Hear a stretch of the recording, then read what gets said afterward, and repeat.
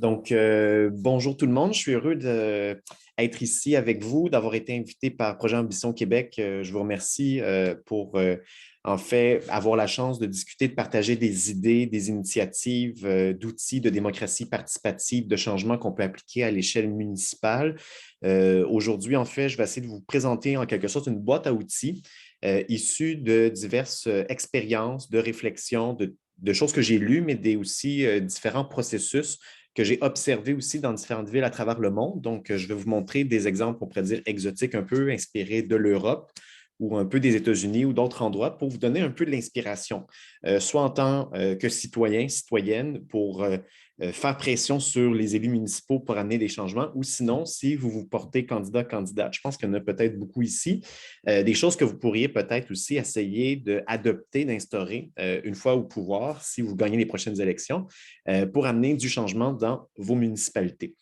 Donc, aujourd'hui, je vais avoir une petite présentation visuelle que je vais partager à l'instant. Donc, je vais partager mon écran avec vous. Et donc, ma présentation va durer environ 30-35 minutes et je voulais vraiment laisser du temps pour la discussion ensuite. Donc, je ne sais pas si le format vous convient pour la prochaine heure avec vous. Super, parfait, je vois des têtes qui hochent. Donc, je vais partager mon écran avec cette présentation, la municipalité comme vecteur de changement. Donc, dans le cadre de mes réflexions que j'ai élaborées dans le livre À nous la ville, donc qui a été présenté dans mon introduction, j'ai essayé en quelque sorte de montrer quelles étaient les pistes d'action pour essayer de peut-être essayer de changer le système social, économique, politique dans lequel nous vivons. Et évidemment, c'est une tâche qui est ambitieuse. La montagne est énorme, mais il y a des changements concrets qui peuvent être appliqués dès maintenant dans le cadre des périmètres en fait, du système actuel pour instaurer du changement à partir des villes. Donc aujourd'hui, je ne vais pas vous présenter le grand exposé de mon livre qui date de 2017. Depuis, j'ai fait plusieurs autres observations, recherches sur le terrain. Je suis allé voir différents exemples du côté de Barcelone. Je suis allé à New York et différents endroits pour voir des expériences. Puis je vais essayer de vous partager un peu les nouvelles trouvailles ou les mises à jour que j'ai pu faire dans diverses recherches pour vous donner des pistes d'action pour amener du changement dans les villes. Donc, je vais commencer à faire une brève introduction pour vous parler du municipalisme, qui est un mouvement citoyen politique qui essaie de changer les choses au niveau municipal. Je dirais qu'au Québec, c'est des idées qui commencent à naître tranquillement. Il y a peut-être des gens entre vous qui ont déjà entendu parler du municipalisme. Il n'y a pas de courant qui est formellement organisé avec ce nom, avec cette idéologie ou ce projet de société, mais c'est des idées qui se diffusent dans différentes villes à travers le monde. Donc, je vais présenter un peu c'est quoi. Ensuite, je vais vous montrer des pistes d'action un peu plus concrètes pour voir comment est-ce qu'on peut se réapproprier la ville en tant que groupe citoyen, en tant qu'élus qui veulent faire les choses autrement. Donc, souvent, c'est des formules un peu vagues et des formules creuses, mais je vais essayer de montrer qu'il y a des dispositifs, des outils que vous pouvez mettre en place pour amener plus de démocratie, entre autres. Donc, ça, c'est mon champ d'intérêt. Autre élément aussi, des éléments qui posent sur la question de la démocratisation, de la relocalisation de l'économie dans les villes. Donc, durant la pandémie, entre autres, on a parlé, entre autres, que c'est important de peut-être essayer de relocaliser les systèmes alimentaires, notre économie, revenir à un échelon peut-être plus national. Ça, c'est important, mais on peut voir aussi comment à l'échelon local, régional, c'est important pour établir de la résilience. Donc, des systèmes socio-économiques qui sont capables d'absorber des chocs, comme on a pu le voir avec les premières vagues de la pandémie. Et à la fin, si j'ai du temps un peu parler de méthodes d'organisation électorale citoyenne assez innovantes. Peut-être qu'il pourrait vous inspirer. Là, il est un peu tard pour la campagne qui s'en vient si vous vous présentez, mais en même temps, ça donne des idées sur comment impliquer les citoyens de plus près dans vos projets politiques. Donc, je vais essayer d'exposer ça. Puis, on va avoir une période de discussion par la suite. Donc, ça, c'est le plan de match pour les 30 prochaines minutes. Premièrement, le municipalisme, comment le définir? Si j'essaie de le résumer dans une seule phrase, c'est un mouvement politique qui vise une transformation démocratique de la vie sociale, économique et politique. Donc, on vise à changer la vie sociale, la vie économique, la vie politique d'une société. Mais comment on le fait? On passe d'abord par la réappropriation collective des institutions locales et municipales, c'est-à-dire on essaie de démocratiser le conseil municipal, mais ça peut être au-delà du conseil municipal, ça peut être la fonction publique, ça peut être aussi des processus, on pourrait dire, d'interaction entre la ville, la municipalité, les OBNL, les petites entreprises locales pour essayer de rendre le tissu social et économique plus démocratique et ancré dans les territoires. Donc, le projet municipaliste, ça s'adresse certes pour les gens qui se présentent au niveau municipal, mais ce n'est pas juste de changer la structure de cette entité bureaucratique ou administrative, il y a ça, mais c'est comment on peut créer des nouvelles synergies avec des groupes citoyens pour amener plus de vie démocratique de façon plus large. Donc, ça, c'est un peu la définition de ce mouvement. Ce mouvement, en fait, il commence à émerger depuis environ 10 ans à travers le monde. Donc, c'est des vieilles idées qui remontent, on pourrait dire même à la démocratie athénienne. La démocratie athénienne, il y avait des limitations, c'était principalement des hommes, une certaine éducation qui avaient accès, mais à travers l'histoire, il y a plusieurs expériences de démocratie participative et directe qui se sont mises en place. Et depuis environ 10 ans, il y a plusieurs mouvements à travers le monde dans différentes villes, dont, entre autres, ici, je mets diverses figures. Je ne pourrais pas toutes les présenter ici. Il y a la mairesse de Barcelone, Ada Colau, donc, qui vient des mouvements citoyens sociaux. C'est une activiste. Et lors des élections municipales de 2015, elle a pris le pouvoir à travers un groupe citoyen. Et il y a différentes villes d'Espagne, en fait, qui ont amené ce changement, qui était issu du mouvement des Indignés, entre autres, et amener des changements municipaux en termes de démocratie participative, en termes de justice sociale, de transition écologique. Donc, il y a différentes choses qui se sont faites. Il y a un autre exemple aussi, un autre acteur élu local, le maire de Grenoble en France. Donc, vous connaissez peut-être Éric Piolle, qui est un écologiste, fait partie d'Europe Écologie Les Verts. J'ai eu la chance de le rencontrer. Et lui, en fait, c'est un autre aussi acteur qui essaie d'amener des changements dans sa municipalité. Puis j'ai quelques exemples, en fait, de choses qu'il a mis en place depuis qu'il est au pouvoir. Je pense qu'il a été élu en 2016. Et là, c'est une des figures de proue, en fait, du mouvement des Verts en France. Puis il y a d'autres exemples du côté des États-Unis, Jackson, Mississippi. Il y a Cooperation Jackson avec Kali Akuno qui tente de créer des coopératives. C'est dans une logique aussi de mouvement de libération noire. Il essaie d'être plus écologique, plus démocratique. Il y a des expériences qui se font là. Et ailleurs dans le monde, dans le côté du Rojava, bon, il y a des Kurdes qui sont dans une situation un peu terrible et difficile, mais il y a des expériences même dans le Moyen-Orient avec beaucoup de femmes qui s'impliquent dans cette initiative. Puis du côté des États-Unis, de Détroit, il y a la tentative même de créer une forme de confédération nord-américaine, donc un réseau formel qui pourrait se créer avec des initiatives municipalistes dans toute l'Amérique du Nord. Donc, il y a vraiment plein d'expériences. Moi, ce que j'ai eu la chance d'observer, c'est davantage ce qui se passe du côté de la France, un peu l'Espagne, un peu dans le nord-est des États-Unis, mais c'est vraiment un mouvement qui est en train de se diffuser, de se partager des idées à travers le monde. Donc, c'est pour dire que ce que je vous sors là, quand j'écrivais mon livre, en fait, ça commençait à naître, il y avait des expériences, mais depuis, ça a pris forme. Ce n'est pas juste des idées qui sortent d'une tête de philosophe, j'ai étudié en philosophie, mais c'est vraiment des idées qui émergent, des mouvements sociaux citoyens qui essaient de changer les choses. Donc, comment se réapproprier la ville? Vous connaissez peut-être, vous êtes déjà peut-être impliqué sur la scène municipale à différents niveaux. Ce qui est intéressant avec la ville, même si elle n'a pas tous les pouvoirs, les compétences sont limitées. On aura peut-être dans la période de discussion voir c'est quoi les différents obstacles qui sont liés à ça. Mais il y a beaucoup de choses qui peuvent être faites dès maintenant à partir des pouvoirs des compétences de la ville, que ce soit au niveau de la démocratie participative. Il y a plusieurs expériences dans les villes au Québec. Je vais parler un peu des budgets participatifs. En termes de planification urbaine, aménagement du territoire, c'est un des leviers sur lequel les municipalités peuvent agir au niveau de la transition sociale et écologique.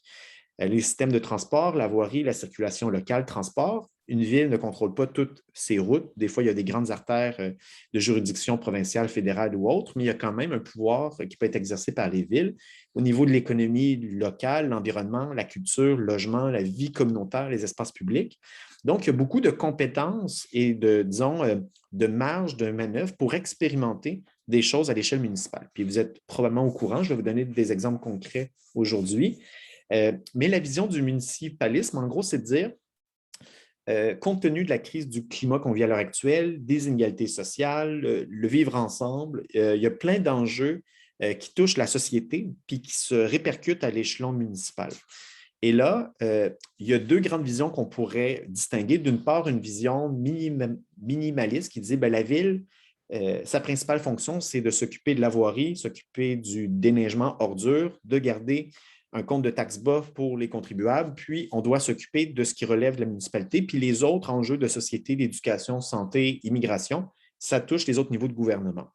Puis, il y a un candidat que j'avais vu en fait dans un article de journal qui vient de Gatineau, qui s'appelle Mike Duggan, si ma mémoire est bonne, qui avait dit une fois, en fait, dans un conseil municipal, je suis asphaltiste. Donc, il s'était défini comme quelqu'un qui il croit que la ville doit s'occuper de vraiment la question des routes, de l'asphalte avant tout.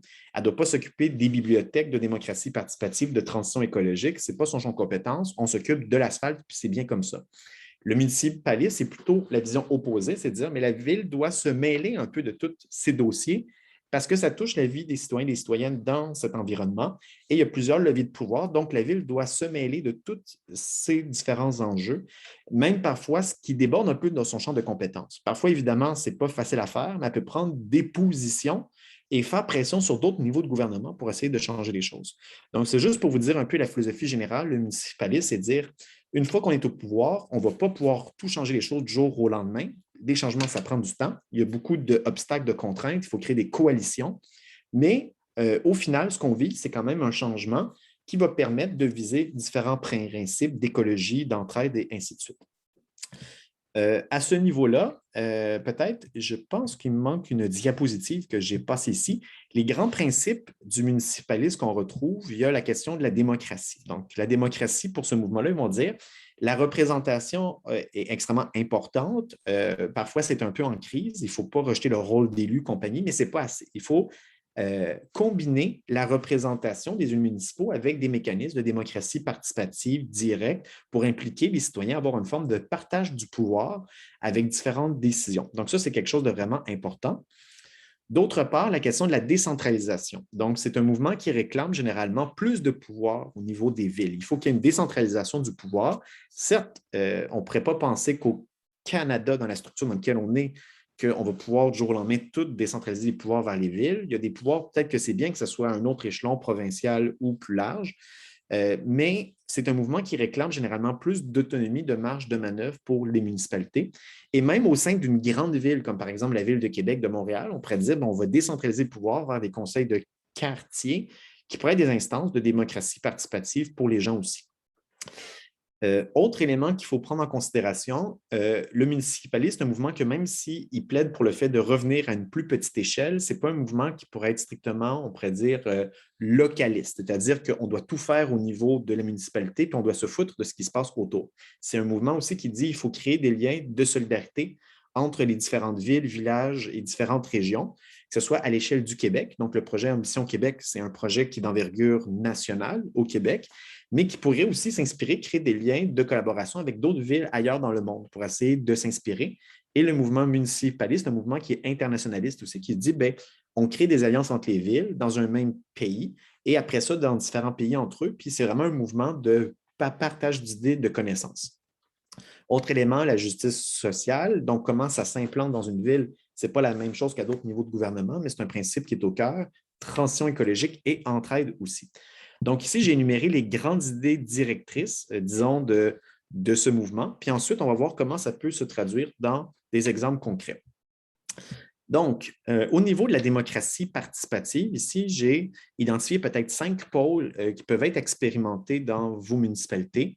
Le premier exemple, c'est les budgets participatifs. Pour ceux et celles qui ne connaissent pas c'est quoi, c'est le fait d'attribuer une enveloppe budgétaire pour des projets qui vont être décidés directement par les citoyens.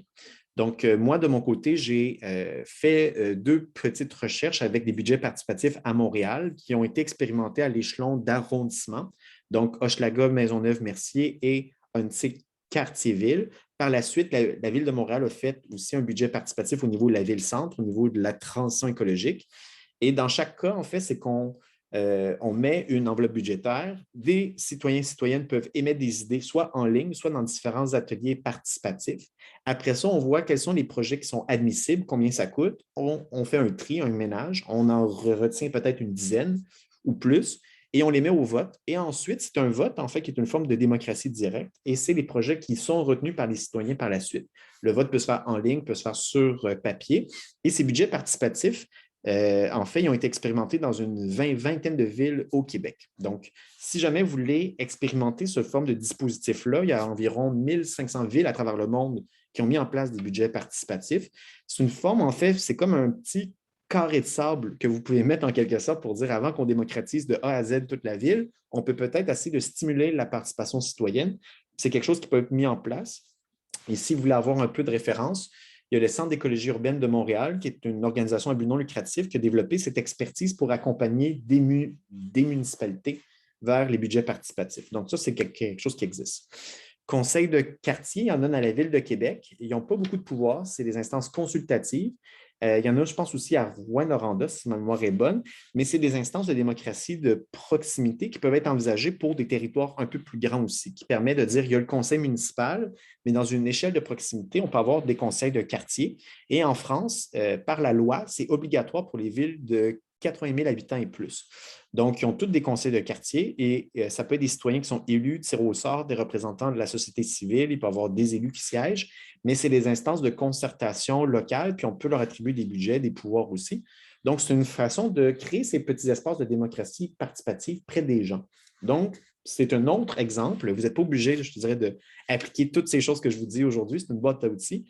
Mais il y a plusieurs choses que je pense au Québec qui devraient avoir beaucoup plus de municipalités qui pourraient avoir des conseils de quartier pour stimuler la participation. Il y a le droit d'initiative aussi qui permet à des citoyens, parfois, par exemple, d'initier des référendums sur des enjeux. Mais souvent, le référendum au niveau municipal, vous connaissez peut-être, c'est souvent à cause de projets de développement, il y a de la mobilisation citoyenne, l'opposition, puis le référendum est vu comme étant un frein, quelque chose qui bloque des projets. Mais on peut envisager des référendums d'initiative populaire sur des projets différents. Ça pourrait être sur des projets d'agriculture urbaine, on veut faire un état des lieux, on veut réclamer une question, puis un droit d'initiative qui sera en quelque sorte, si les citoyens, par exemple, d'une municipalité, disons sur une ville de 30 000 habitants, il y a 1000 citoyens qui signent une pétition pour qu'il y ait un processus et peut-être un référendum sur une question, on met des règles claires et on dit que les citoyens peuvent amener des propositions. Donc, ça ne vient pas juste des gens qui sont élus, ça vient de la base aussi. Donc, c'est une autre façon d'expérimenter la démocratie.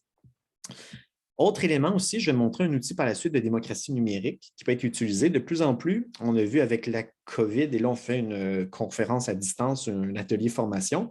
Le virage en ligne de la démocratie participative, ça peut être fait, puis il y a des logiciels qui permettent de favoriser à la fois des budgets participatifs, des espaces de consultation, et ça peut être aussi des logiciels, je vais vous montrer, libres, qui sont accessibles, que vous pouvez implanter dans votre ville. Donc, il y a des choses qui se font de ce côté-là. Et un autre exemple que j'ai trouvé assez intéressant pour conclure ce bout-là sur la démocratie, en bas à droite, vous avez une petite image ici de gens qui sont en train d'essayer de construire un peu de mobilier urbain avec du bois. Il y a le maire au centre, Éric Piolle, qui est là, avec une dame avec une scie. Ils ont créé quelque chose à la ville de Grenoble qui s'appelle les chantiers ouverts. Le chantier ouvert, c'est le principe qu'on va même attribuer des outils, différentes ressources, des matériaux recyclés pour que les différents habitants puissent aménager eux-mêmes leur espace de vie, que ce soit pour créer un peu de mobilier urbain, des parcs ou ainsi de suite. Là-bas, en fait, en France, il y avait des règles très strictes qui disaient, mais pour faire des projets d'aménagement, ça passe évidemment par la fonction publique, des syndicats. On ne peut pas confier des projets de construction à des simples citoyens habitants qui n'ont pas cette expertise. Puis il y a des questions d'assurance, il y a des risques et tout. Ils ont trouvé une façon de contourner la règle, mais pour permettre en fait à des gens, à des jeunes, à des gens des quartiers populaires de construire leur espace de vie directement par eux-mêmes. Puis ça permet de créer des synergies différentes entre l'administration municipale puis les citoyens. Donc, c'est vraiment des façons d'appliquer de la démocratie participative, pas juste en discutant de budget, pas juste en étant dans des grandes assemblées, parfois c'est lourd, mais en faisant des projets concrets de nos propres mains. Puis ça permet de faire participer les habitants. Et je trouvais ça assez original. Il disait qu'avec ça, il allait rejoindre des gens qu'il ne pouvait pas trouver dans les autres espaces de démocratie participative. Et il était capable d'aller voir les gens là où ils sont. Donc, c'est une autre façon de faire participer les gens. Des fois, avec des projets concrets, ils vont travailler de leurs mains. C'est un autre exemple de démocratie participative que je mets ici pour montrer l'étendue des choses qui pourraient être expérimentées. L'autre élément, je voulais dire ici un lien. Si vous voulez aller voir sur cette plateforme qui s'appelle Decidim, donc ça veut dire décidons dans la langue catalane. Donc, ça a été un logiciel libre qui a été élaboré à Barcelone, mais qui est actuellement utilisé par une centaine de villes à travers le monde, qui permet en quelque sorte de faire des budgets participatifs, du travail collaboratif. Des citoyens peuvent amener des propositions concrètes qui peuvent être intégrées par la suite par l'administration publique ou soit voter lors des conseils municipaux. Ça permet de ce qu'on appelle en anglais faire du crowdsourcing, donc aller chercher de l'information de la foule des habitants sur plein de projets, puis aussi d'animer des discussions démocratiques en ligne. On sait que souvent, de notre époque, du moins avec les médias sociaux, sur Twitter, Facebook et tout ça, ça va généralement créer en fait des gens qui se crient après, qui s'insultent. C'est difficile de débattre et de discuter de façon calme en ligne, mais il y a certains logiciels comme ça qui essaient d'animer des discussions, des espaces pour amener des propositions concrètes qui vont avoir un impact sur la ville.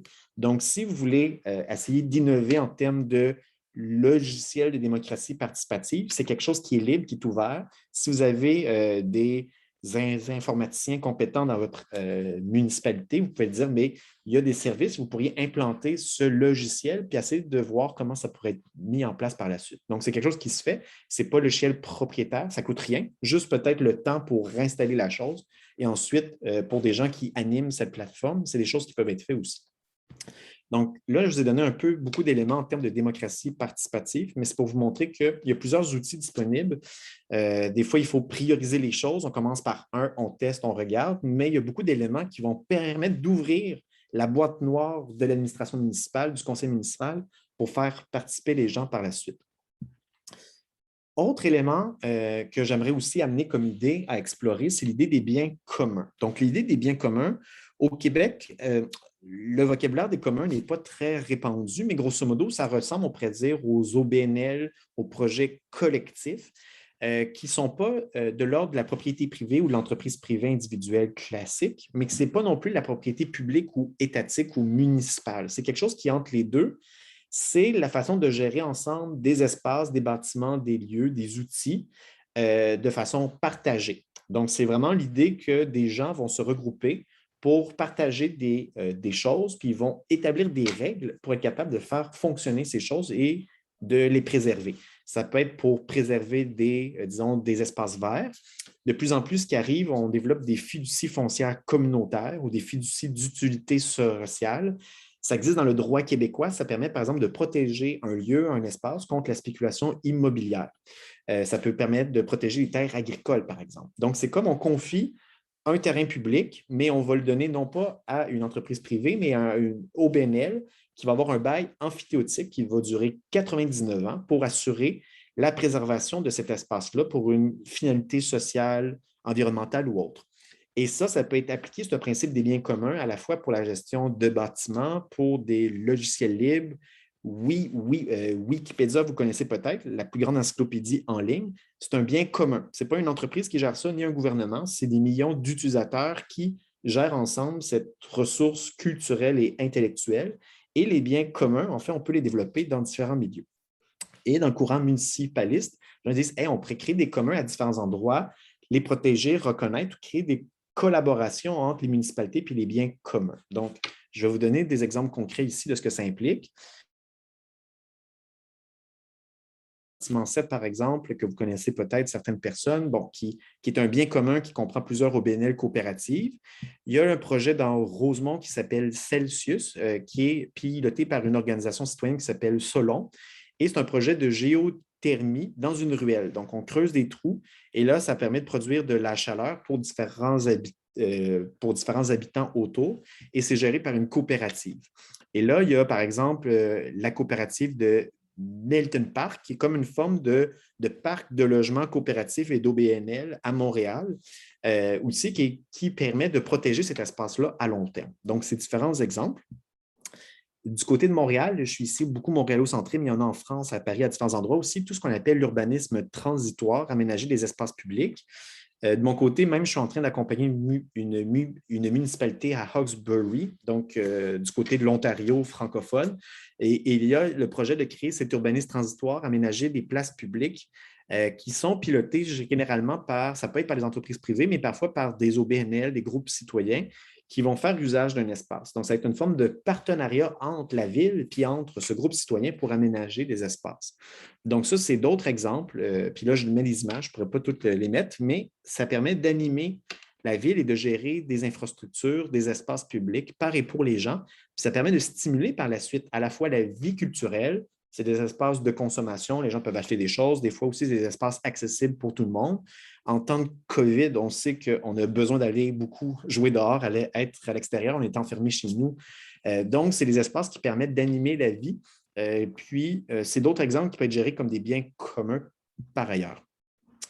En termes d'agriculture urbaine, du côté de Détroit, entre autres, qui est une autre municipalité que j'ai la chance d'observer, il y en a dans différentes villes à travers le Québec, différentes municipalités, mais tout ce qu'on appelle agriculture de proximité, agriculture urbaine, qui gère et qui naissent parfois de friches, parfois c'est contrôlé par le gouvernement, parfois c'est des entreprises privées, mais souvent c'est des initiatives citoyennes libres qui naissent et la ville peut être là pour accompagner, pour encadrer un peu, mais pour laisser vraiment ces initiatives naître parce que ça permet d'assurer la sécurité alimentaire de certaines populations, ça permet de lire les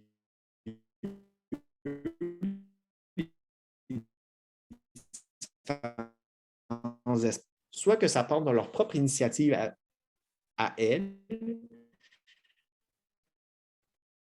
en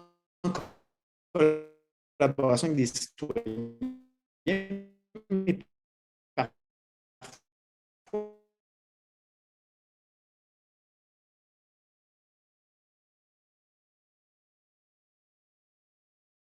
j'ai participé avec un collectif de chercheurs en économie sociale, quelqu'un qui venait de l'administration publique à Montréal, des chercheurs, des citoyens, des gens impliqués dans des projets d'économie sociale, des entrepreneurs, pour voir comment prenaient forme les communs urbains à Montréal puis du côté de Barcelone. Donc, il y a une petite recherche que je pourrais vous donner des liens. Cities, qui est une organisation qui fait du transfert de connaissances. On est allé voir quelle forme prenaient les communs urbains du côté de Barcelone ou de Montréal pour voir qu'est-ce qui marche bien, c'est quoi les enjeux, les différents obstacles et défis pour mettre en place ce genre d'initiative. À ce titre-là, je vous donne un exemple concret que j'ai vu là-bas du côté de Barcelone.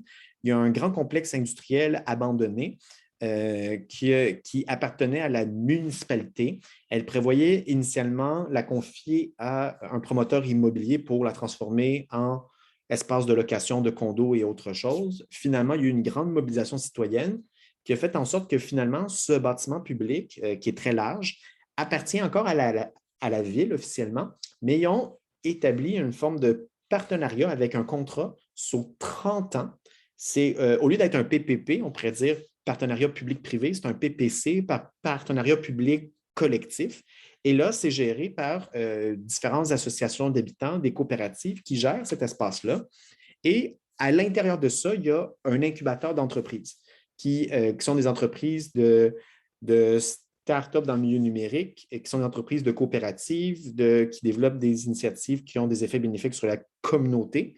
Donc, la ville se met à faire un peu de développement économique, mais en passant par des entités gérées par des groupes d'habitants citoyens, mais qui développent par ailleurs des projets d'entreprise qui vont répondre à des besoins de la communauté directement.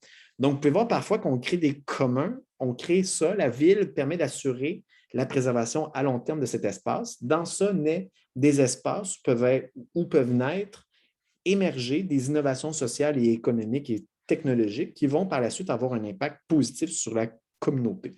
Donc, c'est le genre de choses qui peut être appliqué peut-être dans des grands centres urbains, des grandes friches urbaines, mais peut-être dans d'autres municipalités ailleurs. Il y a des espaces, il y a des terrains libres, des bâtiments vacants qui peuvent être soit repris par la municipalité ou soit que ça appartient à la municipalité, mais qu'on redonne à la communauté pour faire des projets citoyens et autres.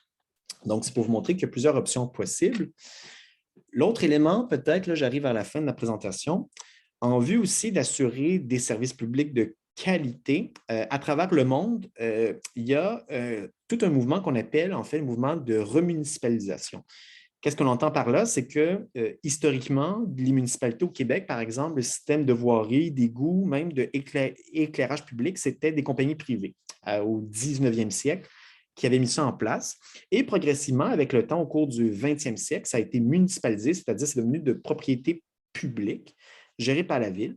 Et depuis les années 1980, à travers le monde, on a assisté à une nouvelle vague de privatisation, c'est-à-dire que ce qui appartenait au gouvernement, à l'État, que ce soit à l'échelle, par exemple, de l'État du Québec ou à l'échelle des municipalités, parfois, il y a des mouvements de privatisation.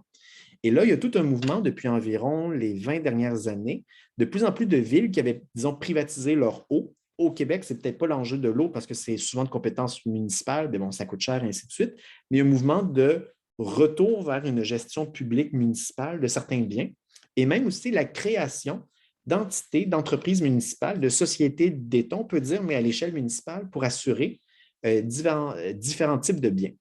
Donc, si vous voulez aller voir, ici, j'ai mis un lien. L'avenir est public, c'est un document qui se trouve en ligne, qui est accessible gratuit vers la propriété démocratique des services publics. Toute la question des services publics peut être mise en place. Et là, ce qui est intéressant, on peut voir ça apparaître différentes compagnies de télécommunications. Il y a un exemple concret au Québec, dans la MRC de Antoine Labelle dans les Laurentides. La MRC est devenue propriétaire de la fibre optique au lieu que ça soit confié à Vidéotron ou à Bell, par exemple. Et là, il y a une entreprise municipale régionale qui est propriétaire des infrastructures et le service de téléphone, d'Internet et ainsi de suite est géré par une coopérative de solidarité. Donc, il y a ces formes de partenariat, pouvoir public, qui est géré de façon conjointe avec une coop pour assurer des services publics à l'échelle intermunicipale ou interrégionale. Et c'est le genre de choses qui va être expérimenté. Et du côté des États-Unis, il y a beaucoup, en fait, de compagnies publiques municipales qui se sont mises en place pour gérer de l'immobilier, des télécommunications, de la santé, des services sociaux, des systèmes énergétiques. Ici, au Québec, on a par exemple Hydro-Québec, mais on pourrait penser peut-être à certains endroits, on pourrait développer des formes de compagnies coopératives locales d'énergie renouvelable. C'est quelque chose qui se développe beaucoup du côté de la France aussi. Donc, c'est le genre de choses, vous pouvez penser dans votre ville, peut-être on pourrait créer une genre de mini-entreprise municipale ou de société parapublique, paramunicipale, mais qui pourrait jouer un rôle concret pour assurer différentes choses. Donc là, c'est vraiment pour vous donner ce genre d'exemple qu'on peut trouver. Et pour conclure ici, peut-être, l'idée, en fait, qui est développée de plus en plus pour essayer de relocaliser l'économie puis la rendre plus vivante et démocratique, c'est l'idée qui a été élaborée par le Democracy Collaborative du côté des États-Unis, en prenant l'exemple de la ville de Cleveland, qui est une ville industrielle en voie de dévitalisation, du moins qui était en voie, qui était en train de perdre sa population, perdre des entreprises, ça n'allait pas très bien, des bâtiments vacants, des infrastructures en déficit, des trous, des nids de poules partout. Et là, ils se sont dit, mais là, il faut reprendre en main cette économie locale. Qu'est-ce qu'on peut faire? Et ils se sont mis à développer, en fait, des projets d'entrepreneuriat d'entreprises locales, coopératives, à but non lucratif et autres, et essayer de créer des liens de synergie avec ce qu'ils, eux, appellent des anchor institutions, donc des institutions ancres, qui sont, par exemple, des écoles publiques, des différents hôpitaux, la municipalité. Et après leurs différents appels d'offres, dans leur contrat d'approvisionnement, ils peuvent mettre des clauses pour favoriser les entreprises locales directement, ou les entreprises coopératives ou avec une finalité environnementale, et créer des synergies locales dans les villes qui permettent en quelque sorte de faire en sorte que si vous créez une petite compagnie de buanderie, l'hôpital va faire affaire avec elle et créer des synergies locales pour que l'argent qui est injecté dans la communauté reste là plutôt que d'être envoyé dans des grandes entreprises, des multinationales qui vont dans les paradis fiscaux par la suite. Donc, cette idée de créer des synergies locales, c'est des choses aussi que le mouvement municipaliste essaie de faire en disant, bien, il faut recréer un tissu social économique vivant, dense, attractif, dynamique, mais en faisant ça, la ville peut jouer un rôle actif, en fait. Donc, au lieu de construire un grand centre d'achat qui vont contribuer à l'étalement urbain, pour revitaliser le centre-ville, on pourrait penser à mettre des choses en place comme ça et aussi peut-être injecter quelque chose comme une monnaie locale complémentaire qui permettrait, par exemple, de stimuler les échanges des circuits courts dans la ville. Donc ici, vraiment, je vous donne juste des pistes de réflexion pour vous montrer ça ici. Et là, je vais sauter à la conclusion directement. Autre chose qui se passe, la vague écologiste au municipal, on a glissé un mot pendant ma présentation. C'est une initiative conjointe à Projet Ambition Québec, que même des petites synergies qui se créent ici et là, qui a pour ambition, en fait, de diffuser ce genre d'idées également à travers le Québec. Et par la suite, s'il y a plusieurs élus qui sont ici dans la salle, qui vont être élus lors des prochaines élections, si vous voulez aller voir et créer un réseau de partage de connaissances d'idées avec d'autres gens qui partagent ce genre d'idées de principe, c'est un autre réseau qui est en train de naître puis qui travaille en synergie avec d'autres collaborations pour des élus qui voudraient faire une différence. Donc, c'est juste pour vous montrer ça ici. Puis, je vais conclure ma présentation pour prendre les questions. Donc, j'espère que ça n'a pas été trop intense. Je vous ai lancé beaucoup d'idées. C'est pour vous montrer qu'il y a plusieurs pistes qui peuvent être expérimentées pour amener du changement dans les villes.